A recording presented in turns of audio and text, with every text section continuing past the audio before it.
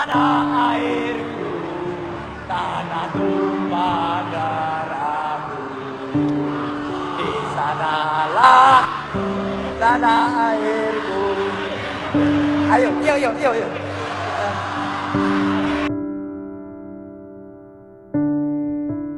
Dari ahli telematika hingga menteri, dari akademisi hingga kontroversi, Roy Suryo adalah nama yang tak pernah jauh dari pemberitaan.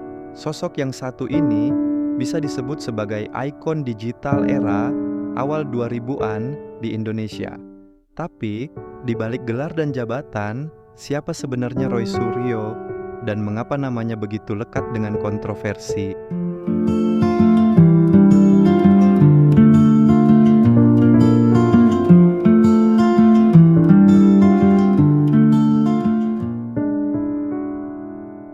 Roy Suryo Notodiprojo lahir di Yogyakarta 18 Juli 1968.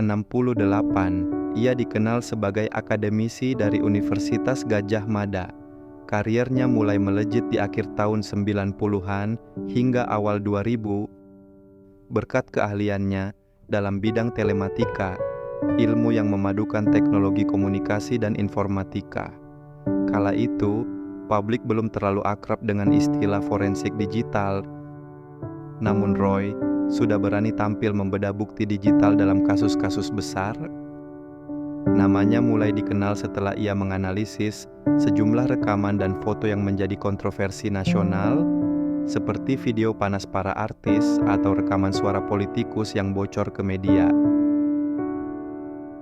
Kepercayaan publik terhadap keahliannya membawanya masuk ke panggung politik. Roy bergabung dengan Partai Demokrat dan menjadi anggota DPR RI selama 2 periode. Pada tahun 2013, ia diangkat menjadi Menteri Pemuda dan Olahraga menggantikan Andi Malarangeng yang mundur karena kasus korupsi. Walau masa jabatannya hanya sekitar 1,5 tahun, Roy terlibat dalam pengelolaan program pembinaan atlet muda dan transparansi dana olahraga. Selain itu, Roy juga aktif di berbagai forum diskusi digital, menjadi pembicara dalam isu-isu seputar teknologi, etika digital, dan perlindungan data pribadi. Namun seiring popularitasnya, kontroversi pun ikut menghampiri. Berikut beberapa yang paling menonjol. 1. Validitas keahliannya. Banyak kalangan meragukan gelar pakar telematika yang disematkan padanya. Kritik muncul ketika ia menganalisis rekaman dengan metode yang dianggap tak ilmiah. Kedua perang komentar di media sosial Roy dikenal sangat aktif di Twitter, terlalu aktif menurut sebagian orang. Ia kerap melontarkan komentar tajam yang memicu perdebatan panas, bahkan menyindir tokoh-tokoh penting. Ketiga, kasus barang milik negara, BMN, pasca menjabat Menpora, Roy tersandung masalah peminjaman barang negara yang belum dikembalikan. Kasus ini sempat menjadi perhatian publik. 4. Meme Stupa Borobudur. Pada 2022, Roy mengunggah meme Stupa Borobudur yang diedit menyerupai wajah Presiden Jokowi. Ia dilaporkan atas dugaan penistaan agama dan ujaran kebencian, lalu ditetapkan sebagai tersangka. Salah satu kontroversi terbesar lainnya adalah keterlibatan Roy Suryo dalam isu dugaan ijazah palsu Presiden Joko Widodo.